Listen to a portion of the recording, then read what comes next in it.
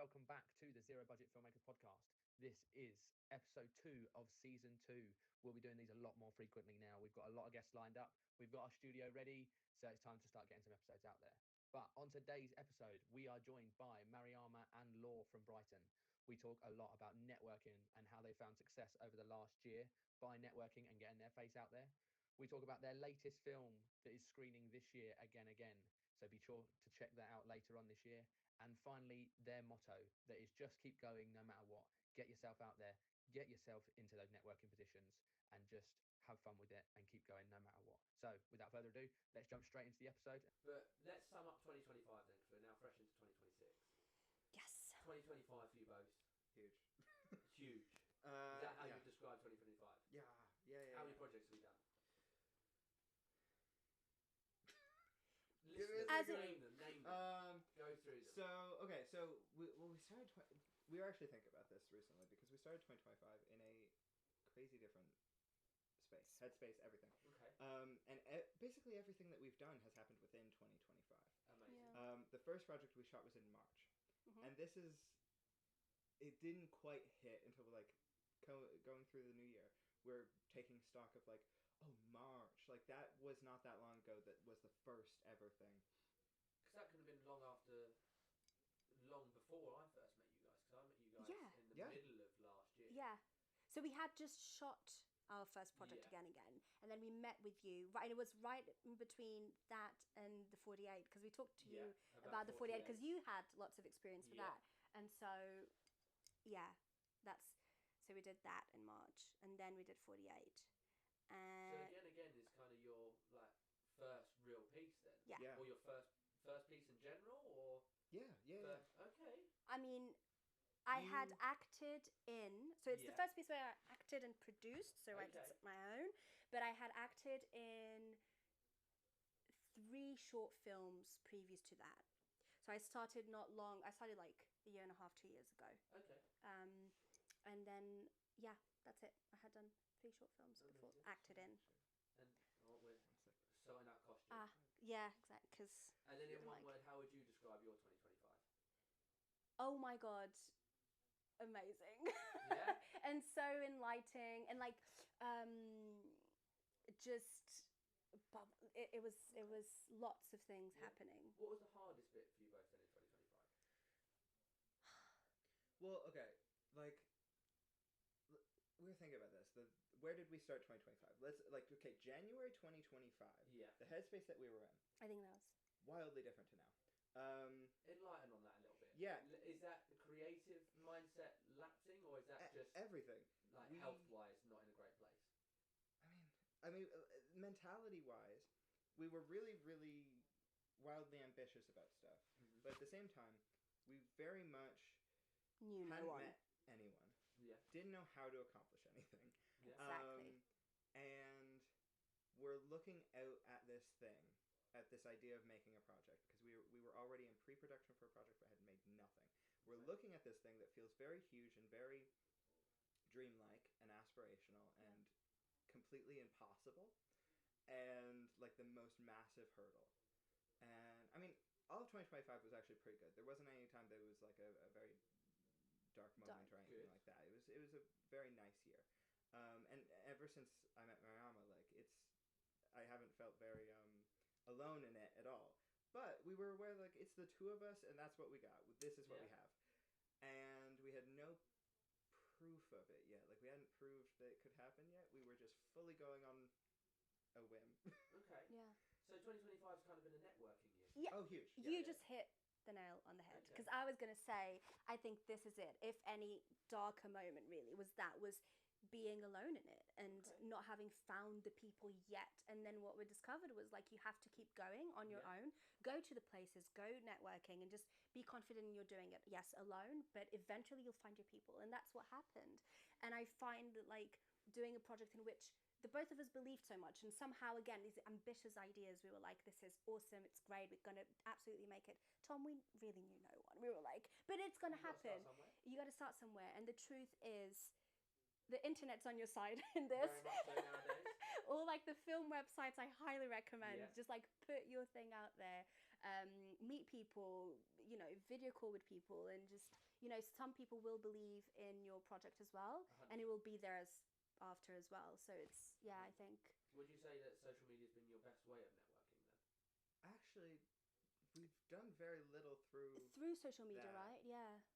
Honestly, the thing that and this is the difficult thing. This is genuinely the like hard thing to be brave about, is like we show up to a lot of things. Events. We show up to events, Good. and best way to be. And it's gotten the more you go to, obviously, the more chances you have. And it is such a game of numbers, and you meet so many people.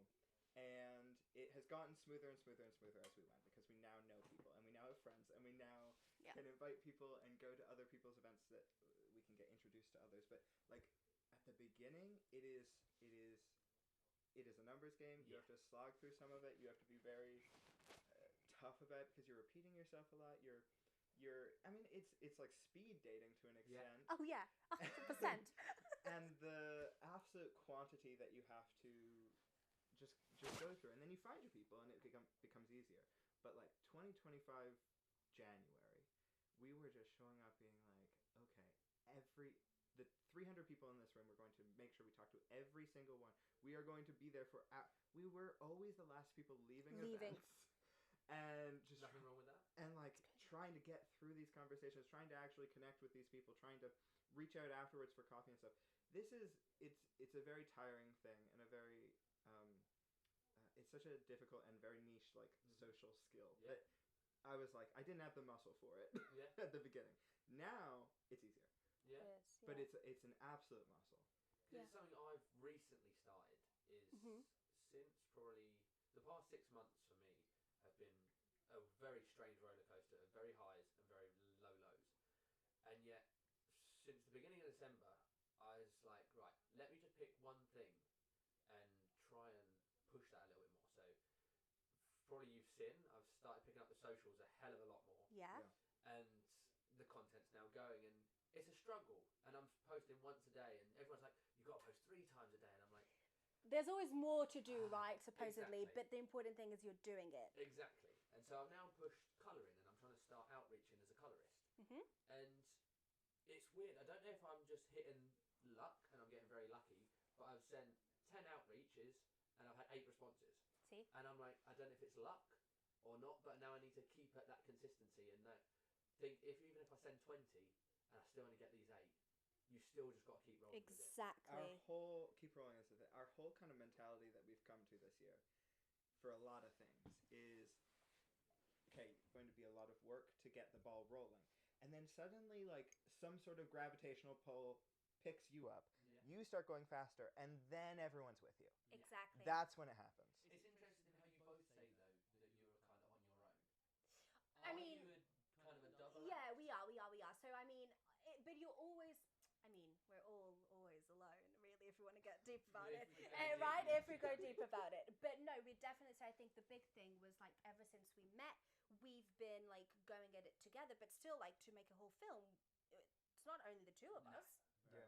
So that's what I mean, is just, it was, like, finding the rest of the people, but going, and I feel like that's the thing that is huge, is that we started going to things together, and it just all felt so much better, and then you feel less lonely, and then you just gain more momentum, and then you're also just more you just feel more positive to find other people, and they see that positivity in you, and I think do you think you found your team now then? Absolutely. A huge I don't know I mean everyone that we're ever going to work with. I mean, no, enough. like, I mentioned us, the core team, yes. Yeah. So when you say your core team, what is your core team consisting of? I mean, when we do a film. Yeah. I mean, it so far it's varied for project based on who's the best fit for a project. Creatively, but there are people that, so we won't call everyone back to every single project, but it's like, we are on the same thing career-wise. Like, you're on the train with us. There's people that I'm sure are going to have major success, like, soon, because they're crazy talented. And if they don't, then they just need to come along with us for as long as they need to get that. I mean, like, we've worked with different DPs, different sound people, different composers for different projects. But the best people are the people that Yeah. we just love the most. And it's like, no matter what, there's a big chunk of people that if someone right now said to me, I'm giving you $5 million for a movie, Yeah. I know who are like, you know, Okay. that aren't just the most talented they are, but like also just that I would be so happy to be able to gift like Yeah. that cool of an opportunity, because they should have already got. We have like our composer that we work with all the time, Oh my Jamie. god. Jamie Rai Potter is Okay. Phenomenal. so talented, and it is crazy to me that we That have he isn't that we doing get him the at all. biggest Yeah. Hollywood film right now. How did you find him then? Okay, so this is a cool story because it goes back to one of my previous projects that I had done. So I had been cast in this short film that I went up to Nottingham to do. Okay. And it's one of my best friends. She directed it, Ella Rofi. She's amazing. Look her up. So I was on that set for the very first time, and Jamie was one of the crew members, and obviously I started talking to him. But more so than him being really, a really nice guy to hang with on set, he was so professional. He was so zoned in and respectful about everything that I was like, I like your just like work ethic. I can tell. I can immediately tell. And so then when I was looking for my project, I was like, Lord, there's someone that I worked with on this set that I think we should contact. And then we talked to him, and then he was up for it, and he composed for Again, and it's like, but he composes for many things that it's, wow, yeah, no, he's super talented. We love Jamie. He's amazing. There's a stigma going around casting agents at the moment. Right. That casting agents are people that fail in the industry. What are your thoughts on that? People that failed? Most casting agents, the stigma in it, the higher up you go, is that most casting agents are people that have been directors or have been actors that have then gone, it's not working out for me, so I know, let's just become a casting agent and judge everybody else. Even if that's true, in my opinion, it's like, I think if you like casting, just do it. You know what I mean? I think a lot of casting directors are very apt at what they're doing, because you meet a casting director, the one thing they are is the nicest and most personable person you've ever met. Okay. They are the best at social interactions. They want to give you the job. Because this is what their entire career is based off of being liked and and making you feel special and making you feel comfortable. That's their whole thing. And so, I don't know. I think that's, if they can make it as a casting director, they at least have that skill as above all. I think that helps in other areas of the film industry. Obviously, you should be nice and you should be personable, but I have never met a casting director that fails at that. That is their thing. Yeah. And so, I don't know, they're clearly right if they can do that. And from my experience casting, obviously, it's like, I'm not judging at all. It's not about judging. It's about, you have a task at hand. You have a script, you have an idea, you have a film, you have this kind of character that you need to get someone to portray that character, to give life to that character. You want to find the person that fits that character, that will give life to that character, and that will bring your story full circle and make it the best it can be. So it's never judging. I think it's observing, absorbing, and realizing. And then there's the moment you realize that's the character, and that's all. And then all the other people, there wasn't a realization that, oh, you are it. And it doesn't mean that you weren't good, you just weren't that character. Okay. It's nice to see that you guys visualize casting directors in a very positive light. Yeah. Because I know from being an actor, when I first wanted to break into the industry, feels like casting directors are literally everything to you. You've got to be their best friend, you've got to do this to them, you've got to do that to them, give them everything they want, and yet all it seems you get from them is rejection after rejection after rejection. Similar to how it is with an agent. It's, I'll do anything and everything for you, but it's rejection after rejection after rejection. It links back to what we were saying at the beginning with networking. You've just got to keep going. Yes. Exactly. And keep rolling. It is a numbers game. And I was telling you, we received hundreds of applications for Again. There were 4 characters that we needed. Yeah. And how could I have looked everyone. to 50 auditions? It's not feasible. It's impossible. And it doesn't mean, and again, for the lead, we had 2 that were almost perfect, but then there's the one that again realizes the whole thing and is the thing. It does not mean that I didn't really love your audition or the way you act, but I just can't go with you because there's one character. There's not 50. If there could be 50 wins, then I would give them to all of you. So what were you looking for then in those self-tapes for Again and Again? This is, I think it is so mentally healthy for every actors particularly, to have sat on the other side of the table, because so good. you realize how subjective the thing that you are looking for is. You're very like, much. I don't even necessarily know that I can put into words why exactly this person is the right thing, but I saw it and they're right. And there's a level of, like, I don't know, vibes. There's a level of technical ability. There's a level of chemistry between the different cast members. And it's this perfect storm of a bunch of things. It's not that you're the best actor necessarily. It's you're the best in this particular case. There's a lot of really, really good actors. Like I said, that we like, I pulled them down, I saved them, and I'm like, you're awesome and you're perfect. You might have done a perfect audition. Yeah. There are people that I'm like, oh, if this was a test, I'd give you 100%. But you're not the right character. Yeah. And the thing is the feeling you get, right? Because you can go, oh, technically, and I can see how grounded you were, but it's just not vibing. You're just not it. We had this one character, like, a million, and they were good, but they just weren't clicking for a certain reason. And when the right one came, Tom, it's like the feeling of like, now I know why, for some reason, whatever she did. How far into that self-tape then was that moment? Oh, I think because immediately. Most people, this is the thing. Most people say it's literally. It's pretty quick. It is pretty quick. No, it was the smile in this case. It was a smile. She finally gave us what we needed, what we didn't know, was just a smile. Yeah. Okay. And we had actually done callbacks with people where we were kind of doing a few notes and stuff, and we had no clue what we were missing. Like, we were giving people notes, and we just hadn't. We were like, this is, I don't know, maybe it's this. Try this. And we were actually looking for something that we couldn't put our finger on. She sends in a tape last minute, by the way, like I think 1 hour before the deadline, and the opening second, she like smiles and laughs at the other character in the scene. I'm like, oh, that's right. That's what we were looking for. I remember that moment. It was awesome. Did you then watch the rest of the tape? Yes. Yeah. Okay. Yeah. You didn't have to go, I'm done. I know exactly. We might have messaged her while we were watching Yeah, it might as well. It might as well have been that. But we watched it all. I like to watch it all. I feel like I watched it. Yeah.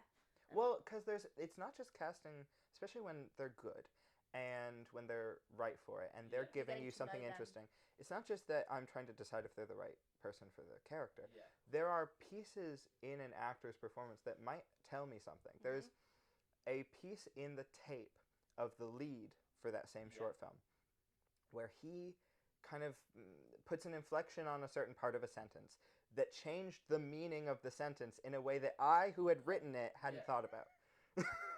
And I was like, oh, that's so smart. That makes the line clever. Yeah. And I hadn't thought about it.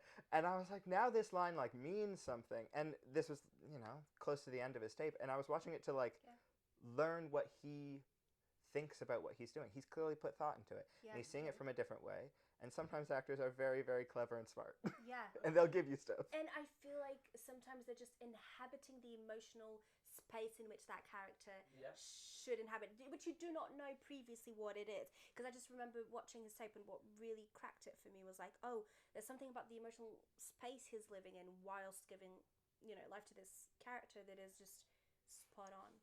Okay. Well, let's dive into it again then. Yeah.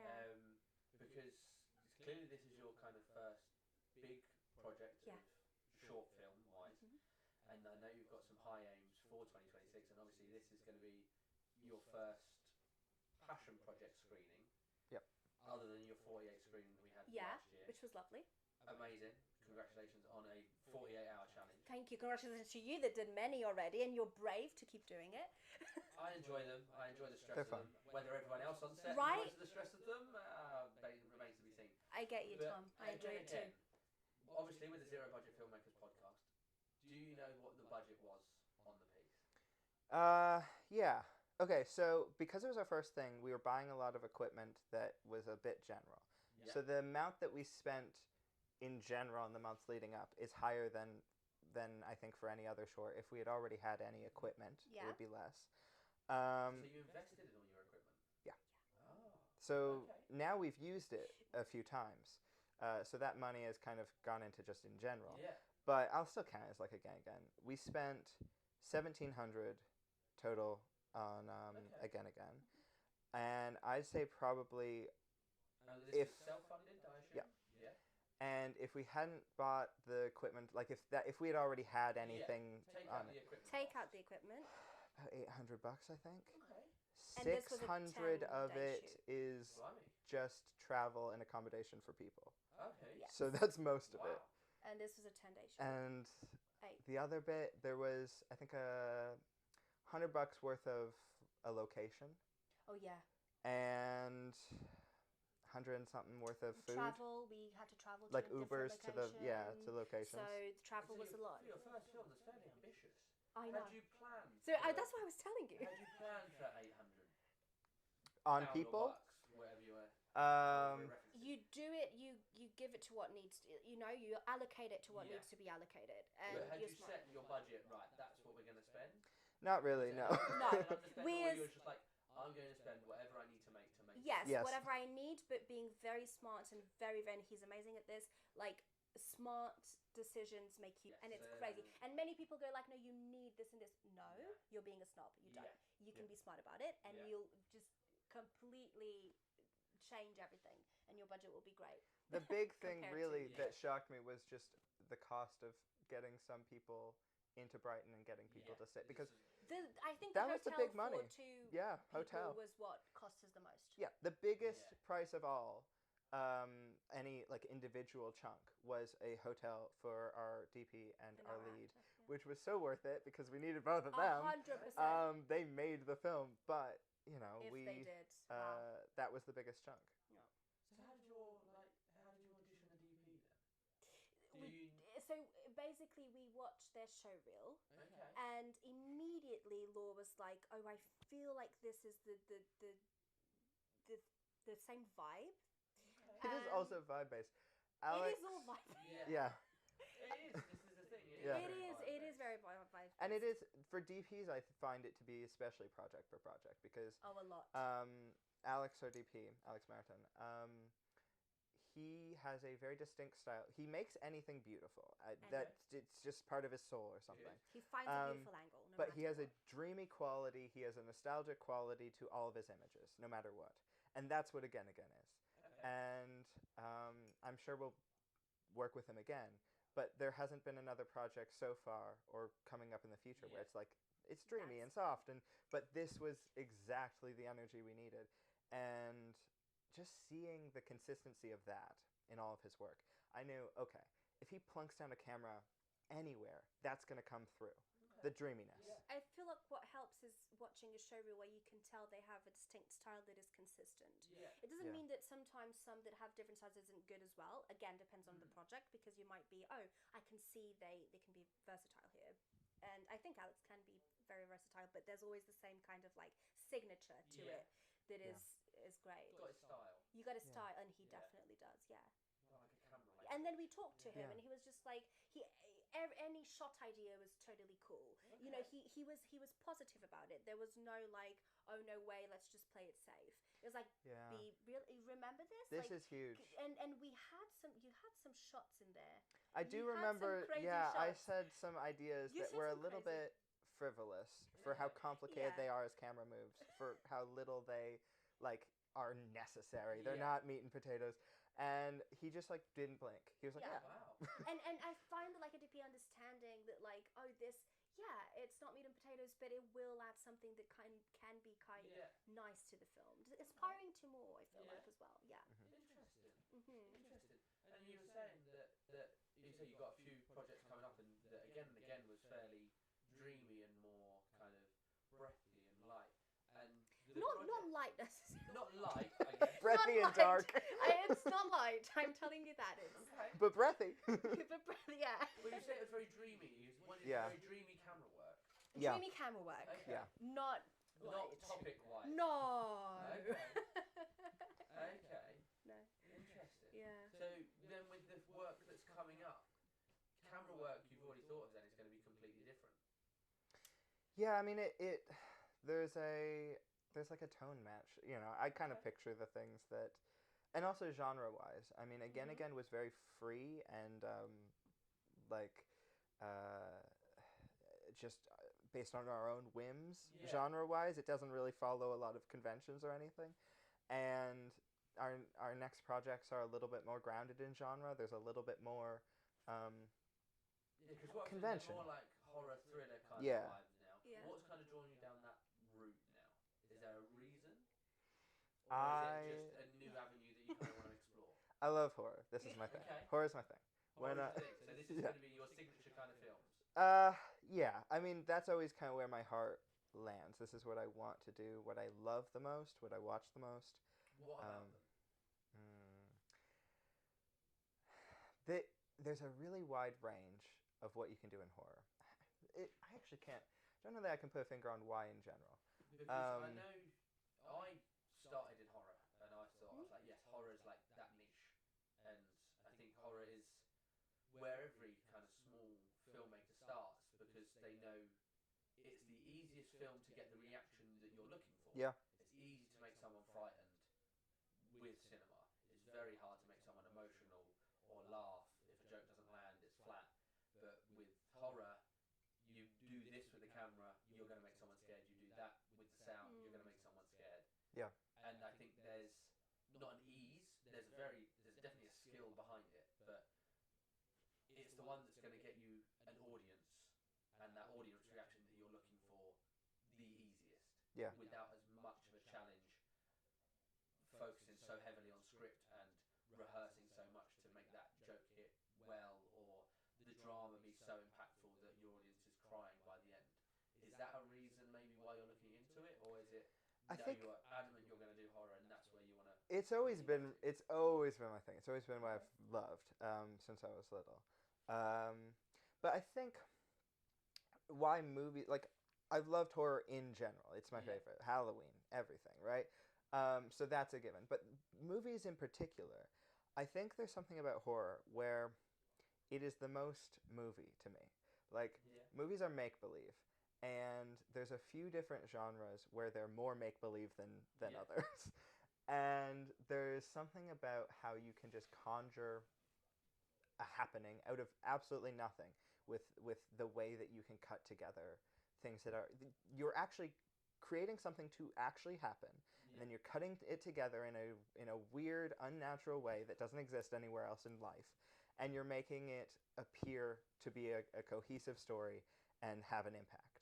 And horror, it is wildly made in like the imagination, in the end product of it, because you're not scared when you're filming the horror. You're not scared when you're writing the horror.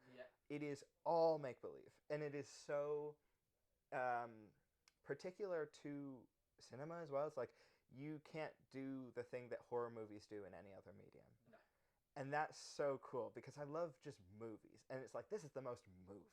Yeah, very much so. So the screenwriting process then for you, is that from kind of past experiences, or is this just like your pure imagination that's coming up with these ideas that you've got going forward, such as Dreamed in a Party and this other one that you've got coming up? Are these ideas that you've seen, or is this brand new kind of bits coming forward for you? I think the best stuff I've ever written is when I am allowing it to be a little bit diaristic, like a little bit scary honest. And this has not been my mentality about writing for the longest time. In fact, again, changed that for me a little bit, because I wrote it very quickly, and I wrote it not with... Wow. Yes. I didn't necessarily know it was going to get made. I wrote it just to show you. And so I was like, it's fine, this is a safe space. I'll just kind of put a little bit of heart in there, a little bit of honesty that would be a bit frightening. And then I was like, oh, wait, this is how you get the good stuff. Good thing. Yeah. So how far along your writing process then did we get Mariama involved? I thought that I was giving her a very rough draft that she would have notes on and that we would change, and it ended up being... I read it and I was like, this is perfect, we're getting this. Really? There was no single change apart from there had to be So, the first scene, what ended up being the first scene, which is like just a very One shot. quick shot, that needs to be there so that you understand the story. Okay. But that was the only thing where I was like, this, and I was like, yeah, and then he added it, and So is this like second draft, third draft, or we talking? this was First first. draft? Yeah, no, it's Wow. bloody amazing. It's like one of the best fucking scripts ever. I'm telling you. I read it and it's absolutely brilliant. I can talk about this and I get passionate about. What about then Dream Dinner Party? Was this different? Right.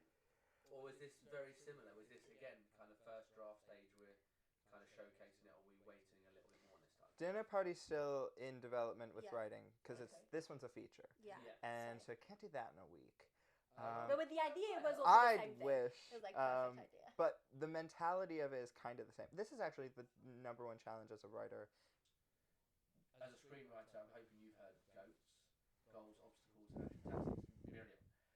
We'll run through that because that's where I like to end now. Okay. Is goals coming up for you both? Let's just do the end of this year. Okay. What are let's say if we sit down this time next year, Okay. what are those goals? What would you like to sit here Okay. and present me with? Do you want to start? Go for it. Start us off.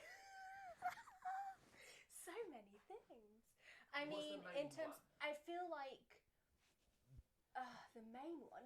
Okay, I feel like just keep on getting our films made. Really, is my big one. But another one is I think like we're working a lot with actors and getting actor friends for like actor open nights, and I feel like that is something that I really want to keep doing, and I want it to kind of grow into like this more community collective based thing, and then like we're I want that to be a reality by the end of next year. Amazing. And Yeah. yourself? So on that side, On I that definitely want. Yeah, there's kind of two sides. There's this community side of things, which is, as I said, like the amount of talented people that we know that haven't really blown up yet. That is wild. And so on an actor level, we've been getting more organized about like, I don't know, being a unified front as That's it, groups of actors and sharing resources and kind of doing what I think is missing here a little bit, which is like the American style of management. Yes, I agree. Which Yeah, there's not really managers in that same way here. But co-ops here are pretty interesting. And they kind of serve an interesting and unique function for actors. So building something along those lines of meeting between those two things. So the next American year that management. will have That happened. it's kind of grown organically, but making that into an official thing and something that we could actually use to help people get ahead, and also that everyone gets ahead. Like tides raise all boats together. Yeah. And then on projects, I mean, there's not a lot that you can control about getting a movie made. Very true. But I want to. My next thing is Dream Dinner Party. So I want to have finished a feature script, and I want that feature script to not follow any rules. I don't want to be hung up about the fact that I do believe that we will get it made, and then that changing how I'm writing it. I want to write completely as if it will never be read, and then it will be better than if I am actually trying to perform something while I'm writing. Okay. And then, I want that script to be really good. And hopefully that I can control, and hopefully that means that we'll at least be able to, when we do meet with people, have some good material to give them. Like we do control that we'll get a bunch of meetings, because we're just always... You're always in the room. Oh, we're always going. We have to be, and that's... You have to be in the room. To get these goals, what is the to-do list, right? In order to get that goal, and this is one of the things. So I need that script to be Maybe so spend too good. much time. And then, I just want someone to read that script and say, Hell yeah. yes, Yeah, so for this sure. is my big thing. Let's get it produced. Let's go. Let's get it produced. By the end of the year, I want going. A proper time producer for these ones. Yeah. Okay, so you don't want to produce this one. I mean, I'm producing it if I'm getting them to even read it. Okay. But not like I mean, come on. Are you wanting to star in it? Well, of course. As you say, a year ago, you've come this far in a year. Yeah. And you're going to go, hopefully, as far again next year. But if you were to give yourself a piece of advice to listen to this time next year, what is that one little bit of advice? For our future selves. For your future selves, and hopefully for anyone listening that's maybe stuck in a creative rut or has only been doing this a year already and they've got so much more to go, what is that little bit of advice that you're going to give to yourselves in a year's time? I feel like keep going. Mm-hmm. Keep believing. It's very much a motto you guys are living I need to say it repeatedly, so then I believe it, so then it all goes well. I feel like keep going, keep being positive is a huge one for me personally. Like, you know, it's positive. It will be okay. It will. You turn up. You do the things. Also, find the fun in things. Yeah. As an actor, like find the fun in typing, in submitting, in not hearing back. Like find the fun in that. Find the fun in the day-to-day life, in the struggle, in the challenge. Find the fun in that. And also the belief, because if you didn't get this one, it's because you were meant to get another one. You can't be doing two jobs at the same time. So it's like, keep believing that it's coming. And then like putting in the work in yourself, like in your skills and in your, I'll take that. A good one. So I hope great one. next year I'm like, she kept going. And Lore for yourself? I don't know if this will... this will apply for my next year. This is something I've recently learned. So hopefully I don't forget it. Which is that the actual hardest part to do of anything is the internal decision that you're going to go for it. And after that, it is much easier than you think. And I have been very scared of a lot of things. Yeah.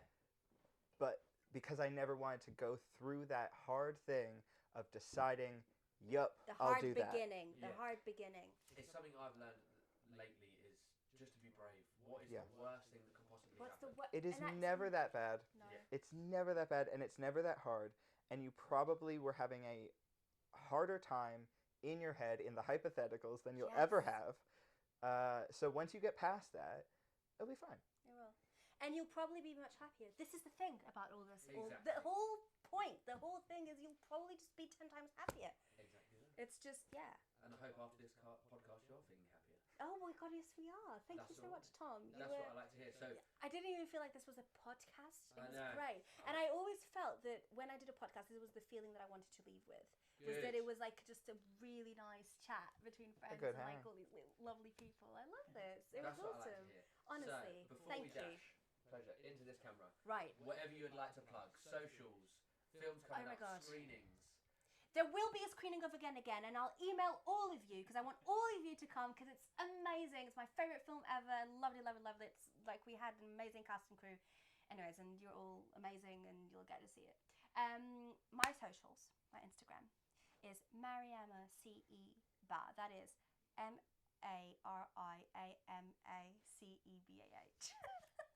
You really have to think about that. Yes, but I know that people won't know how to spell Mariama, so it's like, there you go. Okay. Mariama with an M. With an M. With an M. And for yourself, Lore? My socials are lore.reeve on Instagram. If you are in Brighton and you're an actor or a filmmaker or anything of the sort, we will have coffee with you. Yes. And we're so pleasant. And if you're an actor and you want a space to act and to have the experience of working with other actors and having a free, creative, non-performative night, reach out to us because we invite actors in for an actors' night where there is absolutely zero stakes and you can just play and you don't have to pay anything and it's just chill. And keep an eye out for when we are making our next project. We will be, Which we will be. If you're in town, watch out. We'll be. There's always 48. Look, 48 London. We'll say we potentially might do it. Most likely we will. Yes. We're out and about. Is what we are. Yeah, we are out and about. Yeah. Amazing. I don't know which camera I'm in. I think I'm in my phone now. Okay. Jay, I can turn this one around if you Go like. for it. Yeah. Go for it. Turn it round. I'll swing myself over here. As you can see, this has been Wait, is that? the... Go. As you can see, this has literally been the Zero Budget Filmmakers podcast. I've been Thomas Clark, your host. I've been joined by Mariama and Lore. I hope you guys have all enjoyed this episode, and we're going to be working a hell of a lot more in season 2. We are now in a new studio, but yes, thank you guys for joining Thank you, me. Tom. You were amazing, an amazing host. I am so glad you're doing this. Thank you. It's really good. It's really good for our community. So thank you. Pleasure's all mine. Brighton filmmakers out there. Those of you that are out there, I've got a few guys that are lined up. We will be back in the studio hopefully once a week, I'm hoping, but that's very ambitious. So let's go with once a month and we'll be safe there. And I'll sign off there. See you next time.